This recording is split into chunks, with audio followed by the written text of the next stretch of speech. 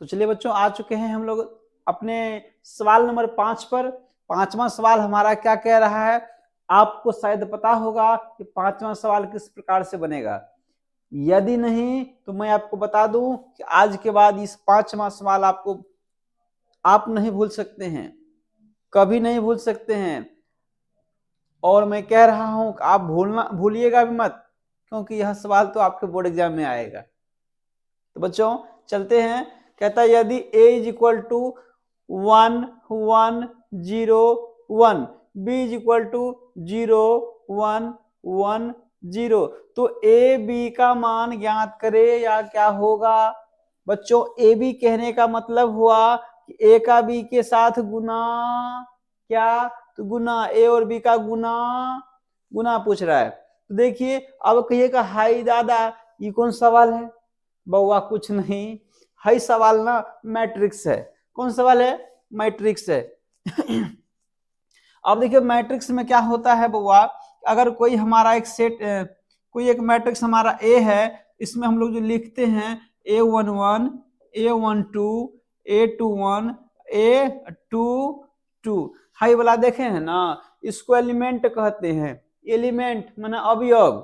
High देखिए 1 2 3 4 गो अवयव है मैट्रिक्स में। कितना अवयव, 4 गो अवयव है। मैट्रिक्स का ऑर्डर कैसन, तो 2 गुना 2 का, 2 गुना 2 का, 1 2 है, 2 गो रो हुआ। बच्चों इधर वाले को कहते हैं रो, ROW। इधर देखिए उधर है ना, तो यो हो गया रो। हाई वाला को क्या कहते हैं, इसको कहते हैं कॉलम।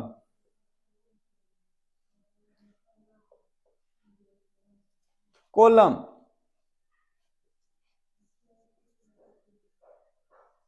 है। देखिए बच्चों, है देखिए 1 2 2 गो रो हो गया, R1 R2। इधर देखिए 1, इधर देखिए 2। तो बताइए इस मैट्रिक्स में कितने रो है, 1 और 2। कॉलम कितने हैं, 1 और 2, 2 रो एवं 2 कॉलम। अर्थात इसको पंक्ति कहते हैं, इसको स्तंभ कहते हैं। अगर हिंदी में बात करें तो रो को पंक्ति कहते हैं एवं कॉलम को स्तंभ कहते हैं। तो बच्चों आपका ये सवाल इसी टाइप का दिया हुआ है कि दो मैट्रिक्स ए और बी है, इसका आप ए बी ज्ञात करें। ए बी मीन्स गुना, तो गुना आप निश्चित ही गुना को सीख कर रखें। चलिए देखते हैं सवाल, यह इसका आंसर क्या आएगा। ऑब्जेक्टिव है, आप सीखने का प्रयास करें। सीख अगर लेंगे तो हमें उम्मीद है आप इसको झट से बना लीजिएगा और आप अपना आंसर टिक कीजिएगा और 1 नंबर आपके खाता पर लिख दिया जाएगा। बच्चों चलते इधर, इस सवाल को देखने पर मैया दैया ऐसा कुछ नहीं करना है, सिर्फ सवाल को बनाना है। देखिए कैसे है, देखिए कह रहा है आपको ए बी बताइए, तो ए बी कहने का मतलब दोनों का गुना। चलिए यहां देखिए मैट्रिक्स है आपका 1 1 0 1, और दूसरा मैट्रिक्स अर्थात बी क्या है, वह है आपका 0 1 1 0। ये रहा आपका मैट्रिक्स। बच्चों दोनों को गुना करते हैं। गुना कैसे करते हैं, देखिए रो को इस कॉलम के साथ, पहले और पहले के साथ गुना कीजिए, इसका इसके साथ। समझने का प्रयास करें, ध्यान दे, इधर इधर समझे। है देखिए पहले वाले मतलब पहले रो को पहले कॉलम के साथ, तो पहला अवयव 1 गुना 0 प्लस। एक बात और बता दें, कोई दो मैट्रिक्स है, अगर मान लीजिए कि मैट्रिक्स आपका ए और बी है, तो यह गुना कब होगा, शर्त इसका दिया कि गुना कब होगा। अगर दो मैट्रिक्स है, मान लीजिए कि m गुना n का एक मैट्रिक्स है और दूसरा आपका p गुना q ऑर्डर का है। एक मैट्रिक्स का ऑर्डर है m गुना n और दूसरा का ऑर्डर है p गुना q। तो देखिए यह मैट्रिक्स का गुणनफल तब संभव है यदि पहले मैट्रिक्स का बाद वाला और बाद वाले मैट्रिक्स का पहला वाला दोनों इक्वल हो। अर्थात अगर ये मैट्रिक्स और यह मैट्रिक्स का हमें गुना करना है, हम इसको ऐसे लिख सकते हैं m गुना n, इस प्रकार से। तो ये दोनों बराबर होना चाहिए। कौन सा, तो ये देखिए इस पहले वाले मैट्रिक्स का बाद वाला मैट्रिक्स का पहले वाला, मीन्स ये दोनों बराबर होना चाहिए। अगर बराबर हुआ तो गुणनफल संभव है, अन्यथा गुना हो ही नहीं सकता। तो बच्चों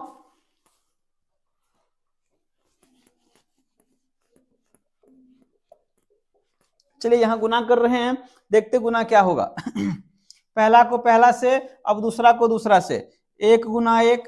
अब क्या करें, इस पहला को फिर से दूसरा से भी, ऐसे पहला को पहला से, अब फिर से पहला को दूसरा से भी। तो बताइए पहला अवयव 1 गुना 1 प्लस 1 गुना 0।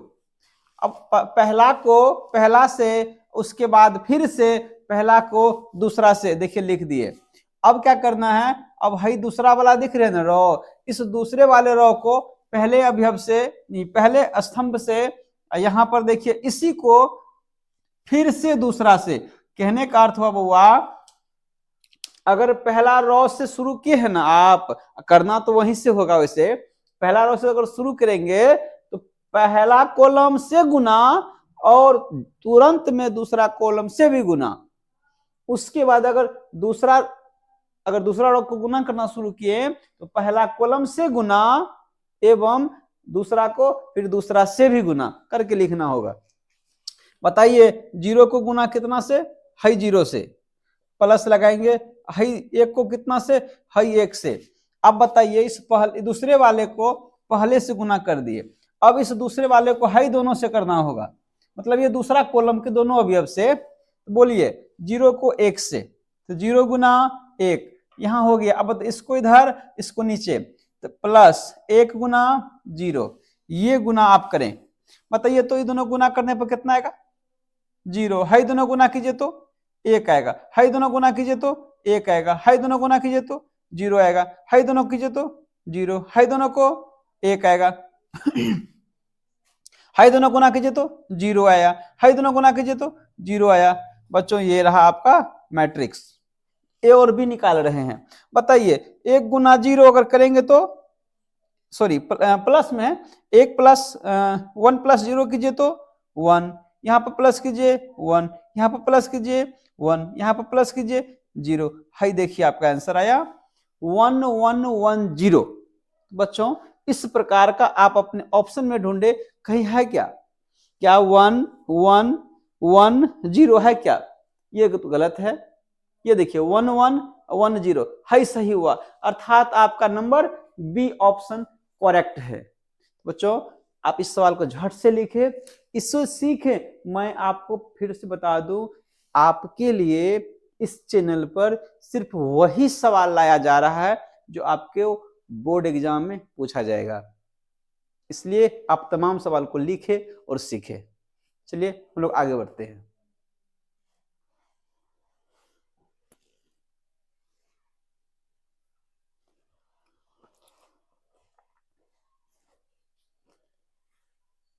तो चलिए बच्चों आ चुके हैं हम लोग सवाल नंबर 6 की ओर। देखिए 6 नंबर जो सवाल है हमारा, सवाल कहां से दिए हैं जानते हैं, डिफरेंशिएशन से दिए हैं बच्चों। 6 नंबर का सवाल आपको हम डिफरेंशिएशन से दिए हैं। जी हाँ, आपके सामने जितना भी सवाल आएगा ना, क्या बताए, हर चैप्टर से दिए हैं। जब तक आप गंगा को उपछने का प्रयास न कीजिएगा, गंगा में मछली पकड़ने का प्रयास नहीं कीजिएगा, तो बताइए तो नदी नाला में पकड़ कर क्या होगा।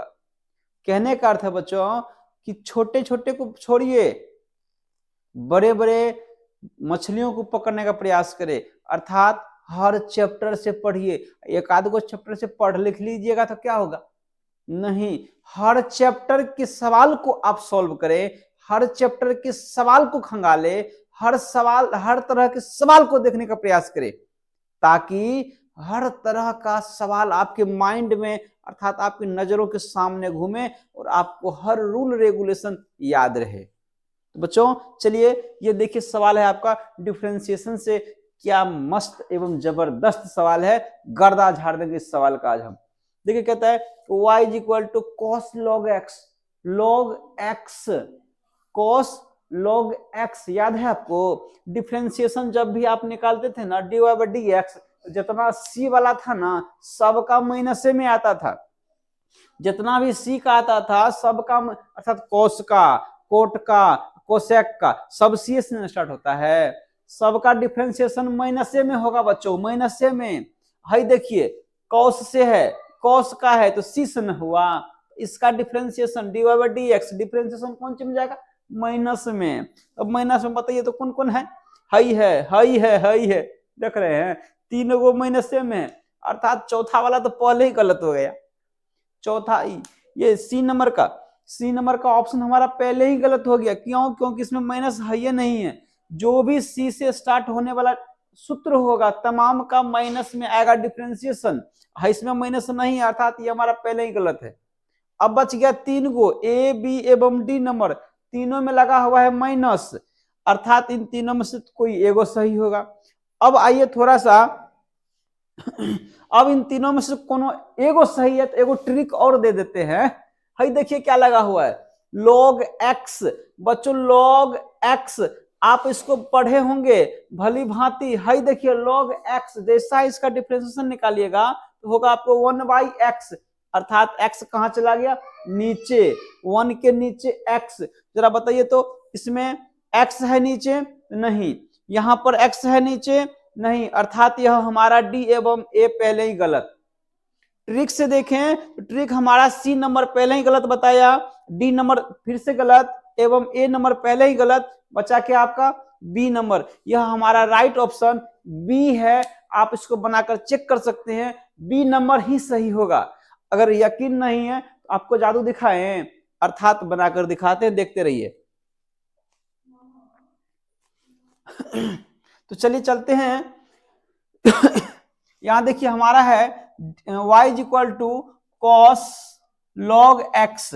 बच्चों जैसे इसका हम डिफरेंशिएट करें ना, differentiate with respect to x, हाई देखिए क्या होगा, dy upon dx is equal to d cos log x by, बच्चों ये जो पहला हमारा फंक्शन है ना, इस फंक्शन के अलावा जो कुछ भी बचा ना आप इसको x मानते होंगे, नहीं तो माने आज से तब बनेगा। इस फंक्शन के अलावा जो कुछ भी है तमाम आपका x रहा, नीचे में आप क्या लिखते हैं, d cos x by D x. आपने किसको x माना, आपने log x को माना x, तो यहां चलते हैं हम रखेंगे x, अर्थात जिसको हम माने हैं ना x उसको यहां लिखेंगे log x।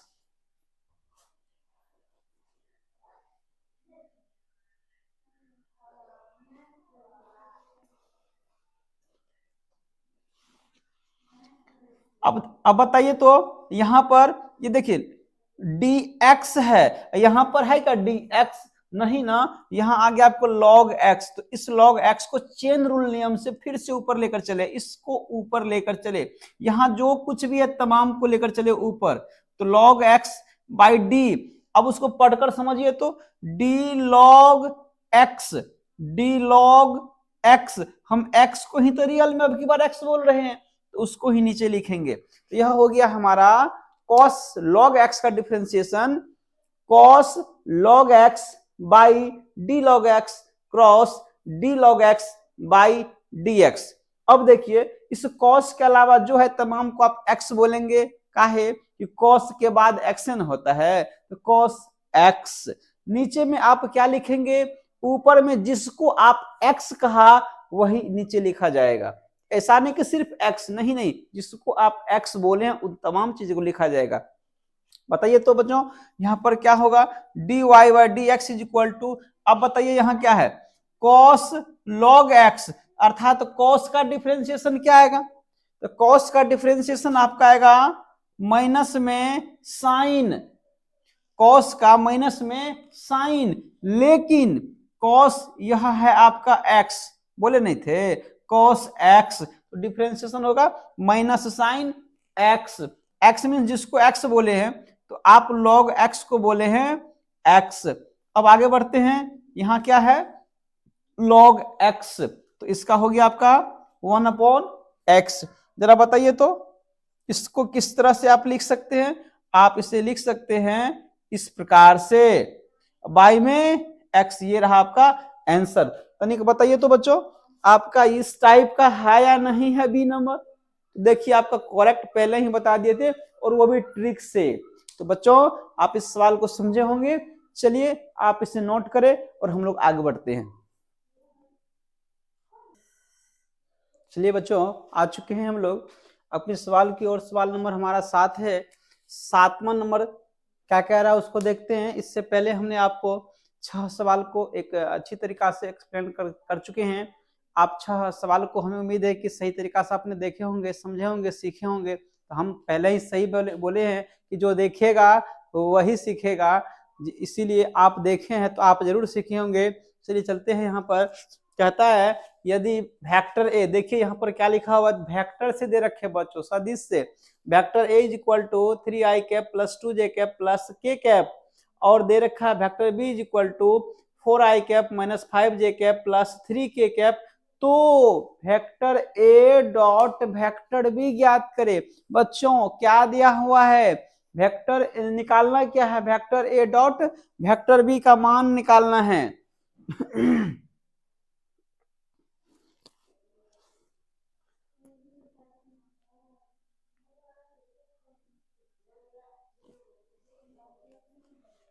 चलिए देखते हैं कि यहाँ क्या होगा। आपके सामने आपका ऑप्शन मालूम है। यह ऑप्शन दे रखा है आपका ए नंबर में 2, बी में 3, सी में 5 एवं डी में 9। आपके सामने दिया हुआ वेक्टर ए और वेक्टर बी। चलिए हम लोग यहाँ से ऑप्शन है, देखिए क्या होता है। Vector A dot vector B is equal to, formula क्या होता है, फॉर्मूला क्या होता है, फॉर्मूला होता है A1 A2 plus B1 B2 plus C1 C2।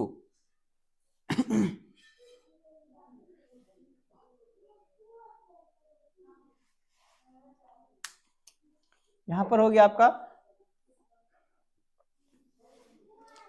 कहता है ए vector A dot vector B is equal to A1 A2 plus B1 B2 plus C1 C2। बस करना क्या है, जब भी आपको इस प्रकार से दो वेक्टर दे रखे हैं और कह दे कि डॉट दोनों का बताइए, बच्चों डॉट बताइए कितना होगा, दोनों की इस प्रकार से गुना कर दे।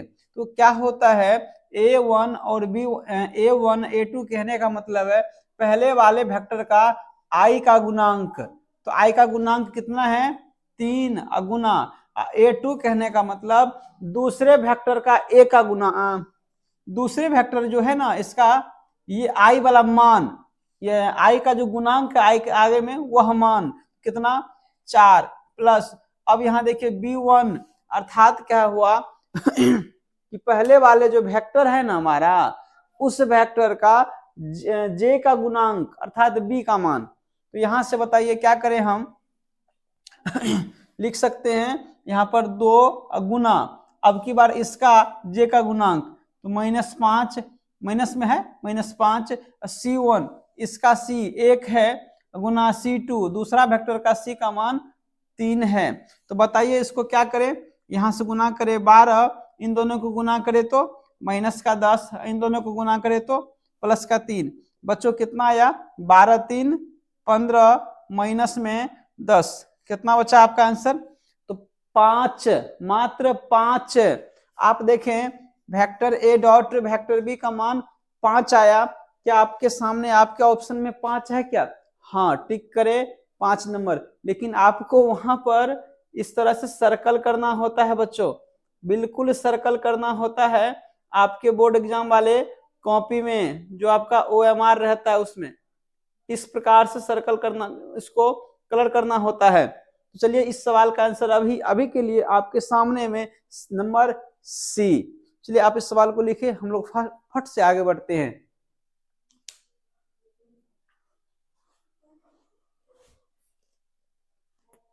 तो बच्चों आ चुके हैं हम लोग अगले सवाल की ओर। इससे पहले हमने आपको 6 सवाल बता चुके हैं, अब यह सवाल नंबर 7 है। आप गौर से 7वां सवाल को देखिए क्या कह रहा है 7वां सवाल। 7वां सवाल आपका कह रहा है कि y is equal to x cube. जी हाँ बच्चों, y is equal to x cube, X में क्यूब लगा हुआ है। तो D square Y by D x square का मान ज्ञात करे। देख रहे बच्चों, इसका मान ज्ञात करना है आपको। अर्थात सेकेंड डिफरेंशिएशन निकालना है, मतलब क्या कि 2 बार निकालना है। तो देखिए क्या होता है कि सबसे पहले जो आपको दिया है उसको तो निकालें, y is equal to x cube है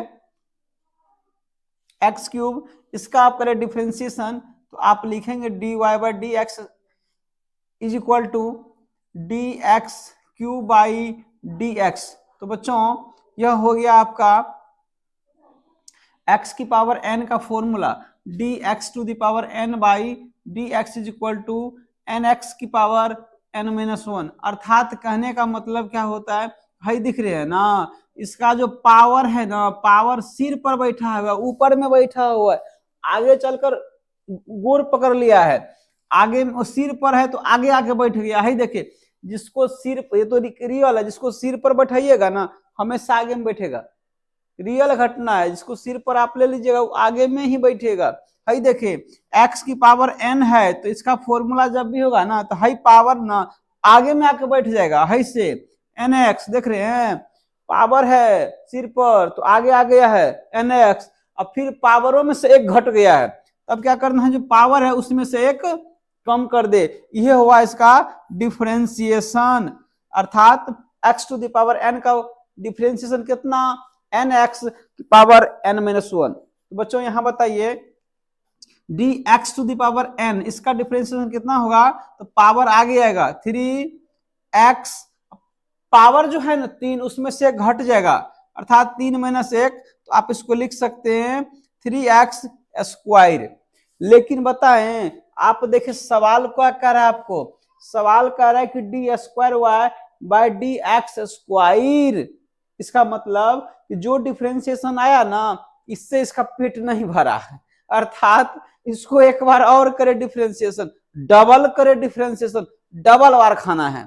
बच्चों देखिए ये जो लिखा हुआ है ना 3x स्क्वायर, इसका पुनः करते हैं डिफरेंशिएशन क्या होता है। चलिए यहाँ बढ़ते हैं हम लोग और लिखते हैं यहाँ क्या हो रहा है इसका डिफरेंशिएशन। कुछ नहीं करना है, बस इसको y मान लेना है, इसको ना फिर से एक बार डिफरेंशिएट कर देना है। बताइए तो यहाँ से क्या मिलेगा, d y by D x is equal to, ये देखिए 3 और एक्स स्क्वायर, तो ये जो 3 है ना कांस्टेंट है, इसको बाहर कर लीजिए, बाहर 3 निकल गया बाहर तो क्या मिलेगा, D x square by D x. तो बताइए बच्चों क्या हुआ, 3 गुना, हाई देखे एक्स स्क्वायर है, एक्स स्क्वायर का डिफरेंशिएशन कितना अभी बताए हैं तुरंत, पावर ना आगे आएगा और फिर पावर में से एक घट जाएगा। तो बताइए तो 3 गुना यहाँ 2 मिला, 2 की एक्स है, एक्स की पावर 2 माइनस 1 तो 1 के ना, तो एक पावर में नहीं लिखा जाता है। बताइए दोनों को अब यहाँ पर क्या गुना कीजिए तो 3 दूनी 6x। बताइए हाई देखे y is equal to x cube का सेकंड डिफरेंशिएशन कितना, तो 6x जितना। बच्चों इसमें 6x है क्या, हाँ है भैया, कौन नंबर है, बी नंबर। तो बच्चों इस सवाल में आपका इस सवाल का आंसर नंबर बी रहा करेक्ट। आप इसे लिखें, इसे समझे, फिर हम लोग अगले सवाल की ओर बढ़ते हैं। यह सवाल था हमारा सवाल नंबर 7, इसे लिखे आगे बढ़ते हैं। तो चलिए बच्चों आ चुके हैं हम लोग अगले सवाल की ओर। सवाल हमारा है अब 9 नंबर, बहुत जल्द इस सवाल को हम सॉल्व कर लेते हैं। और देखिए इस सवाल नंबर 9 क्या कह रहा है, सवाल नंबर 9 है हमारा इंटीग्रेशन से, हाई दिख रहे हैं इंटीग्रेशन का सिंबल है बच्चों। अब देखिए सवाल कह रहा है कि integration of x to the power 8 dx का मान होगा, आपके सामने हाई दिख रहे हैं, यहाँ पर 4 का ऑप्शन है ए बी सी एवं डी, 4 ऑप्शन है, चारों में से कोई एक सही है, कौन सा सही है, देखिए क्या लिखा हुआ है इंटीग्रेशन है। इंटीग्रेशन का सबसे पहले आप फॉर्मूला समझ ले कि क्या होता है बच्चों। अगर इंटीग्रेशन की फॉर्मूला देखें तो बड़ी आसान फॉर्मूला होता है, कुछ नहीं बड़ी आसान, जैसे डिफरेंशिएशन में एक घट गया था इंटीग्रेशन में एक जुट जाएगा, वही देखिए कितना होगा। तो integration of x to the power n का जो फॉर्मूला होगा ये होगा x की पावर n प्लस 1, है देखे प्लस 1, बट्टा में जो पावर है वह को लिख दो, x की पावर हो गया n प्लस 1, जो पावर है वह को नीचे में लिख दो n प्लस 1। अर्थात x की पावर n dx अगर इंटीग्रेशन निकाल रहे हैं, इसका फॉर्मूला हो गया आपका x की power n plus one, by में वह पावर को नीचे में लिख दो, मीन्स n प्लस वन। है देखे तो यहाँ पर हम रख देते हैं सवाल का कितना दिया हुआ, x की पावर 8 dx। बताइए तो क्या होगा बउआ, यहाँ पर हम लोग लिखेंगे x जो है वह 8 प्लस 1 बट जो पावर में है वह है ना, तो पावर में क्या है 8 प्लस 1, बताइए कितना होगा, x की पावर 9 बटा में 9 प्लस में के, ये रहा आपका integration x to the power 8 का। बच्चों कहीं है ऑप्शन में क्या, कहीं है क्या, जी हाँ ये आपका डी नंबर राइट ऑप्शन है, सवाल नंबर 9 का। इंटीग्रेशन चैप्टर से यह सवाल था बच्चों, आपको तो सीखना ही पड़ेगा क्योंकि यह सवाल आपको बोर्ड एग्जाम में आता ही है। चलिए इसको लिखे, हम लोग फिर आगे बढ़ते हैं। तो बच्चों आ चुके हैं हम लोग आज के इस वीडियो के लास्ट सवाल पर। जी हाँ बच्चों, लास्ट सवाल, और आप इस सवाल को गौर से समझे सीखे, क्योंकि अंत भला तो सब भला। चलिए चलते हैं, लास्ट सवाल हमारा सवाल नंबर 10 रहा। कह रहा बिंदु एक्स वाई जेड, जी हाँ बच्चों बिंदु है कोई हमारा एक्स वाई जेड, उस बिंदु का स्थिति सदिश या स्थिति सदिश ज्ञात करें। जी हाँ बच्चों, कोई हमारा एक बिंदु है एक्स वाई जेड, उस बिंदु का हमें स्थिति सदिश ज्ञात करना है, कितना होगा। तो अगर कोई भी बिंदु है हमारा एक्स वाई जेड, उसका स्थिति सदिश पूछे तो कुछ नहीं, उसमें आई जे और के लगा दे, बस आपका स्थिति सदिश बनकर तैयार हो गया। देखिए हाँ, लेकिन ध्यान रहे कि तीनों के तीनों पॉजिटिव हो, प्लस में आपको लगाना होगा। देखिए अगर साथ में जैसे मान लेते हैं 2 3 माइनस 2, आपको कह दिया कि इसका स्थिति सदिश बताइए, तो तब तो हो जाएगा थोड़ा सा 2i cap plus 3j cap minus 2k cap. काहे कि यहाँ पर अभी देखिए x y z means z का मान कौन चीज में, माइनस में, इसलिए यहाँ लग गया माइनस में। आप देखें आपका जो बिंदु है एक्स वाई जेड, तीनों के तीनों अक्ष कौन चीज में बच्चों, तीनों है आपका प्लस में, तो प्लस से वाला तीनों खोजिए आप कहाँ मिला आपको।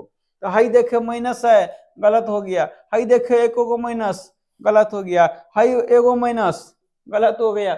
बच्चों समझे क्या, नहीं समझे। अगर तीनों पॉजिटिव है, तीनों आपका अक्ष प्लस में आना चाहिए, तीनों माइनस में है तो माइनस में आना चाहिए। कोई प्लस में कोई माइनस में, अर्थात जो प्लस में जो माइनस में उसको उसी में खोजना है हमें। हाई देखे तीनों ना प्लस में है, इस वाला में हाई दोनों माइनस है, गलत है, हाई माइनस है दूसरा में गलत है, इसमें तीसरा में हाई माइनस है, गलत है। हाई में देखे तो हम देखे डी नंबर में तीन के तीनों अक्ष पॉजिटिव है, यह ले ये सही है, यह नंबर सही बा। तो सवाल नंबर 10 का ऑप्शन नंबर डी। तो चलिए बच्चों आप इसको टिक करें, इसको सीखें, और आज का यह वीडियो आपके लिए हो रहा है द एंड। तो चलते बच्चों आज इस वीडियो को यहीं लास्ट करते हैं। नमस्कार, जय श्री राम, राम राम, राधे राधे।